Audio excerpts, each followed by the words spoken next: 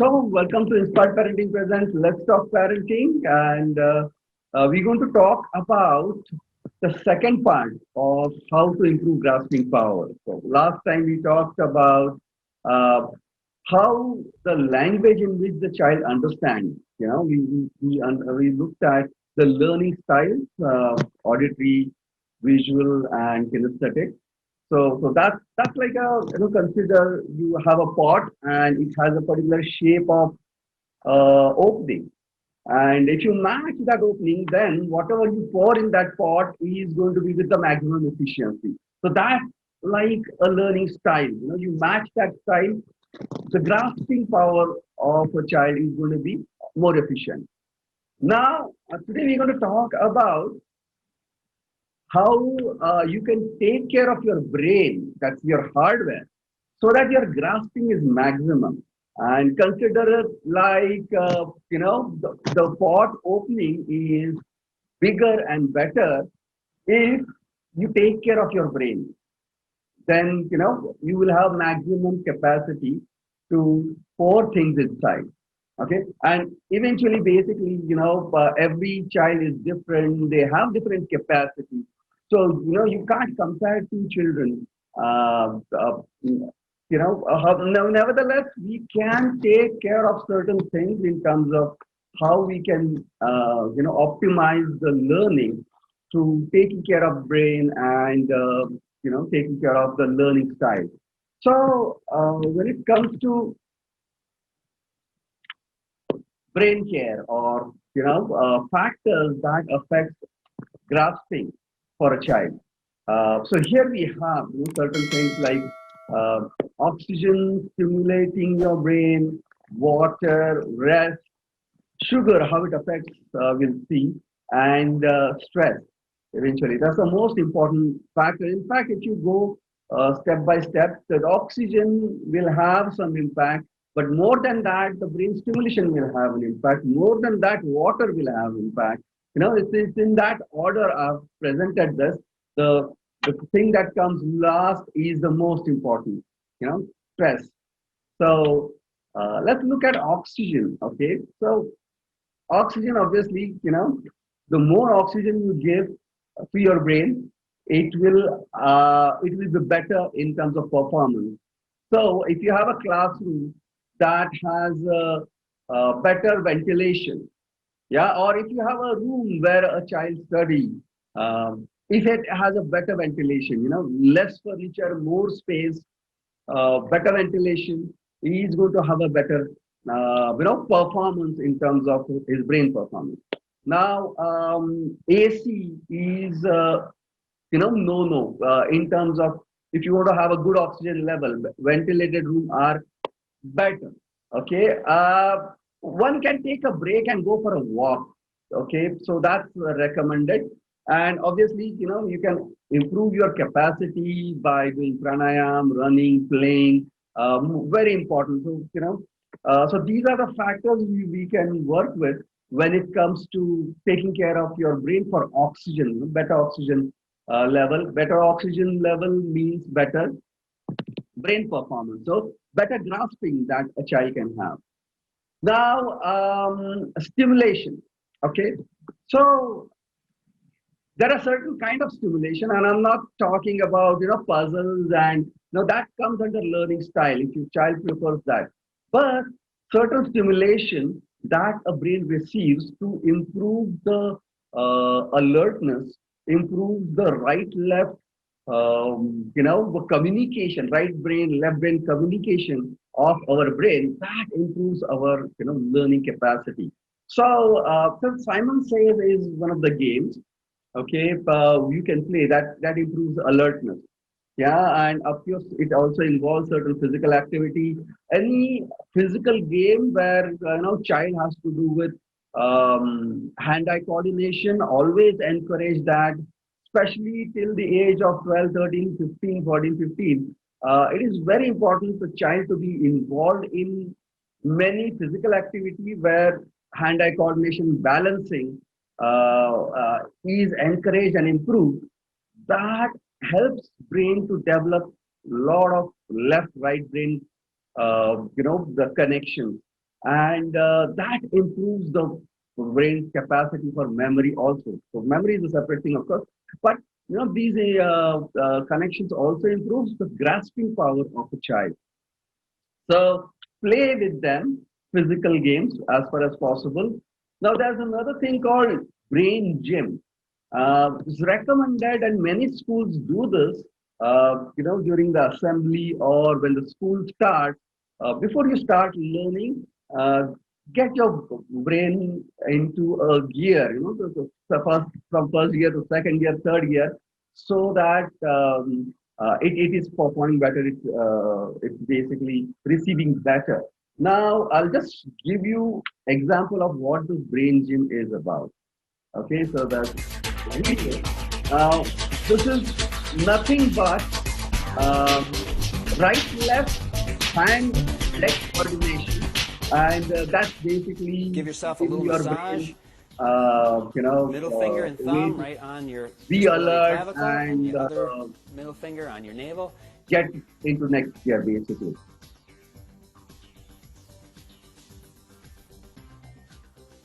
So you see right Switch and hands left hand body coordination is happening here. and stop. All right, boys and girls, we're going to start the cross crawl. And we're going to start with marching. And our knees nice and high. Yeah, I'll just forward this 9, video. So see the left 11. and right hand leg combination is what encouraged. So you can search for this video on YouTube and watch what this brain gym is about. I just wanted to give you that understanding of so that's stimulating your brain. That helps. Uh, More than that, again, water. So water is very important because 85% of our brain is water. Yeah. So take care of dehydration. And what I recommend that the dehydration basically, even a smallest amount of dehydration if your body goes through, your performance deteriorates significantly. So take care of, and this is where I suggest one can have three bottles, uh, three different color bottles. I suggest students to have them. One bottle they can finish during the till afternoon, till lunch. The next bottle they need to finish till evening, and till 6 o'clock maybe. And from 6 o'clock till bedtime, they have to finish the third bottle. And since they're using the same bottle designated to them, different color, they understand how much water they are consuming. So it's better way of keep tracking your water consumption. Then, um, when we wake up, that's where we are kind of dehydrated most. So drink a lot of water when you wake up, uh, and in a day consume at least 3 to 4 liters. Depending on what activities you're involved in. And another thing that I recommend, if you're playing or working out, make sure you will consume 1 liter of bottle or one bottle water during that period. Yeah, so keep sipping on it, or after the workout, have nice amount of water. Sit down and have your water. So that's recommended to take care of your brain while consuming water. Next is the sugar. Okay, so sugar, a lot of people feel sugar is required for our brain performance, and that's right.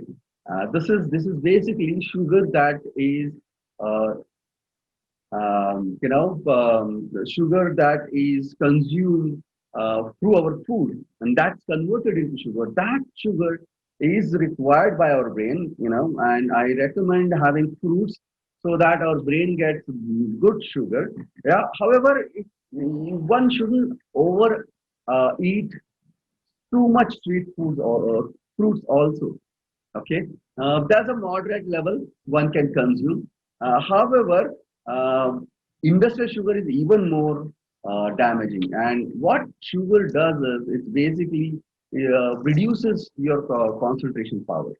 Yeah, And it's different for learning if there's too much of sugar in your body and brain. So then one can ask what is the good amount of sugar one can have. So this is what is recommended by doctors, that if you have sugar, don't exceed more than that. Now then you can have a look at your chocolate wrapper and see how much sugar it contains and all that. In fact, a lot of companies try to misguide you because there's a 19 grams of sugar you can consume. Uh, they try to show that they have less than 15 grams of sugar, but they don't mention that 15 grams per 30 grams, or 15 grams per 20 grams. Yeah, so these are small hidden figures you might want to have a look at when you're looking at the wrapper. Yeah, always make sure that if you have something, how much total sugar that a product might have. So that sugar, have less sugar intake. If you're a student, if you are if you're studying a lot and want to have good grasping power, have less sugar. Next is rest. Now, if you see, rest is pretty high. The high amount of rest will improve your brain capacity. And this is where I keep stressing on the fact that children, a lot of parents feel that we need to involve them in a lot of activity which will stimulate their brain. And I say, free physical games is good, but more than that, again, rest is better. If you think the child is not doing anything and just fooling around with the time, don't worry. Um, as long as his brain is resting, his brain capacity is improving. Yeah, so that's my suggestion.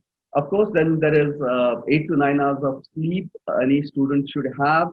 I encourage naps, afternoon nap, um, and there's a scientific reason for it, that I recommend any long study stint should be followed by a nap or a sleep, or a 1 hour sleep.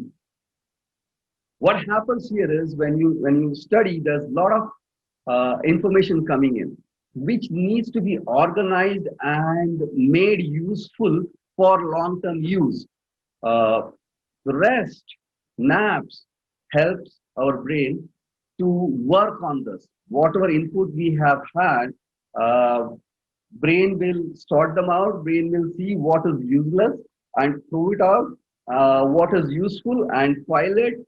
Make connections with the relevant things and store it for long-term recall. Yeah, and that's where it is very helpful to have a afternoon sleep or a nap. The guideline is basically, after a long stint of study, take a nap.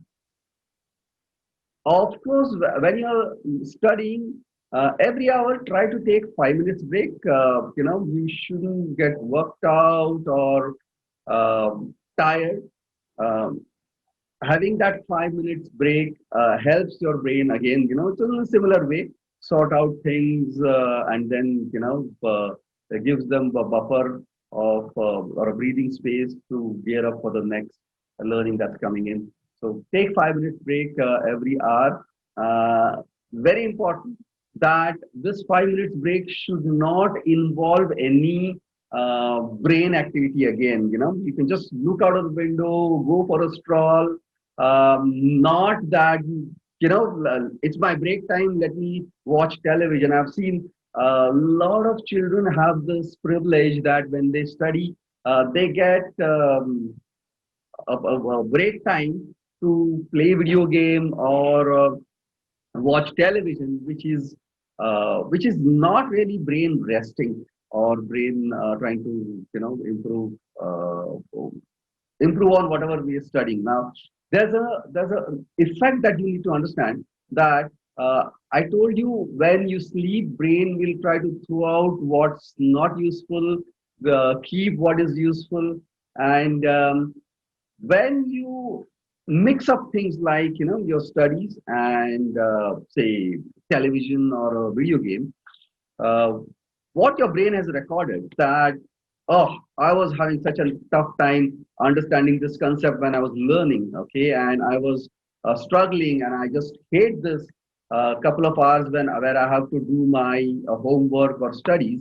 And it was such a nice time when I was watching television or doing something else. The brain takes that message and might not store what is really useful. It might store what you found more appealing or entertaining for yourself. Yeah. So I recommend not to mix up these things. Have a break. When you have a break, make sure it's not something that your brain is involved in some activity. Right. So that's rest. Then comes stress. Okay. So here's some scientific facts that when we are under stress, um, we generate cortisol that basically depletes oxygen level in our brain, and then obviously if we are under that influence, the learning that's not going to happen. Um, it's not going to be optimal. Then the question is very important thing that what is the source of stress? And a lot of people know that it's basically we children want to score marks, and or there's just a fear that I will be left behind in my class. Oh no, I my teacher is going to give me consequence because I have not completed certain things. Those are stress levels, but there's a much deeper level of stress we need to understand where it all stems from. Yeah. So here's the thing, that result versus purpose, yeah, or enjoyment. Okay, what is the goal? What is the goal of our learning when we are not focused, uh, aligned to the right purpose of our learning, and instead of we are aligned with the result that causes stress. Yeah, and this could be marks or or a fear, anything. Yeah, but when we are engaging with our children, if you're a teacher, we need to understand how are we engaging, what is the communication that's happening with the child, or what is the purpose that we are giving to the child for their learning. Yeah, is it a process we both are enjoying together, or is it the marks that we are trying to target? So that's uh, very important aspect. We need to work with our children when we start a subject, start a lesson. What is that? What's the purpose? What's our alignment for our learning? Yeah, a product process basically it's the same thing. What is the result that we want to achieve? What is that we want to create? Versus what is it that we are doing? That's a process, and how are we going to enjoy what we are doing? Yeah. So instead of targeting what we want to create or how we want to create, uh, target on how we want to create, and how we can enjoy this process. Whatever we are doing together doesn't matter. Learning is a byproduct, according to me, when you have a relationship with children and trying to explore something. That could be the approach. Yeah, and very nicely summed up here in a cartoon. Okay, showing it on your screen. Yeah, what is the goal or motivation that you would like to give your child when you want to tell them, okay, yeah, let's learn, let's study. Yeah, what is the goal? That's what we have on screen. So So that's it I have for today. The 6 factors that can help your brain improve your capacity of grasping. So take care of these things, encourage children, get them into the habit of taking care of their brain in this manner, and you will see that they will definitely perform better. Yeah.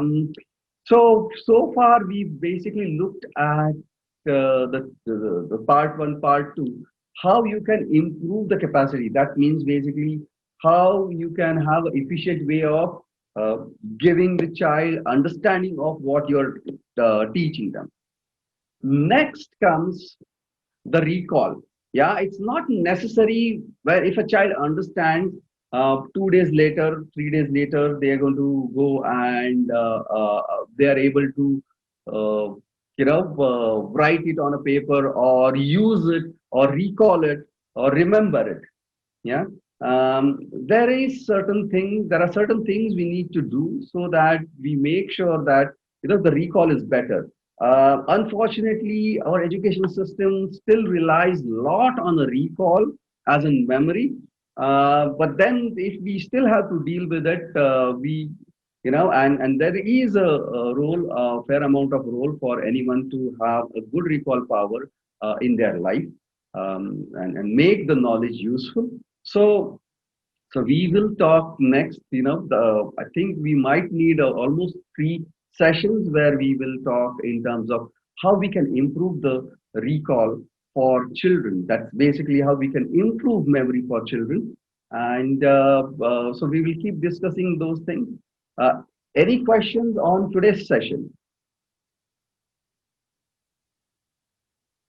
Yeah, you can unmute yourself or type it in the.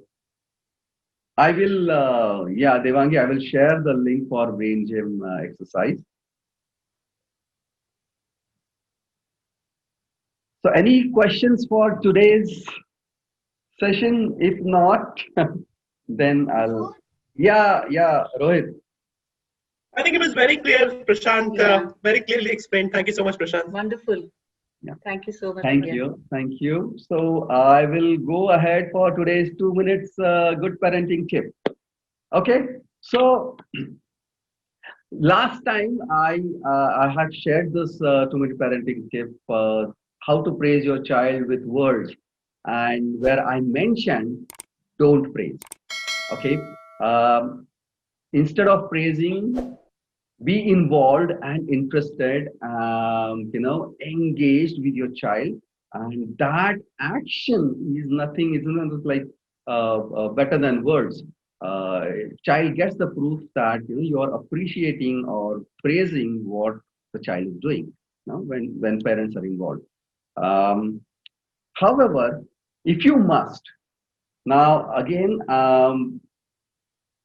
when it comes to hygiene habits or safety, this is where you must appreciate your child or praise your child. Remember, we had a discussion about bullying. When child speaks up, we recommend that you appreciate that child talking about it, like speaking up about it, because they have overcome their fear and they are talking about it. So you want to encourage, this is for child safety. Safety is so important that I would say, yes, encourage that child is speaking up, any safety measure where you want to encourage your child or praise your child. If child has taken that safety measure, praise your child. Um, then comes habits, the child washing hands or brushing regularly. You might want to encourage that, and praise is a good way to encourage it. You want to, so safety and hygiene. I would recommend that you can praise. Now here's a way in which one must praise. Talk in terms of cause and effect. Don't glorify the child. Oh, you're the best child, good boy. I highly discourage that. Instead, talk in terms of cause and effect. Oh, look at your hand. They are so clean. Looks like you killed all the germs. When child washes their hand, now child knows, I washed my hands. That's why I killed all the germs and my hands are so clean. Okay. You can encourage. Yeah. Now that you spoke up about this, bullying incident, we are able to take some action, and because of that, we will be able to address bullying. So now child knows that when I speak up, I empower or I am able to help elders or adults to take a better action. Yeah. So we talk in terms of cause and effect. What this does is it gives power back to the child and choice. So the child can make a decision whether he wants to do that or not. And yes, obviously we are also influencing, showing that we like this behavior. Nevertheless, because it's important, one can do that. Yeah. So that's extension of my last parenting tip. Don't praise your child, but if you must, uh, do it in terms of cause and effect, explaining the child where child is empowered. Okay, so that's it from me for Thank you, today. sir. Thank you very much for joining in. Thank you. Thank you, Prashant. Thank you. Yeah, I'll see you next. See you. Bye-bye. Bye. Bye.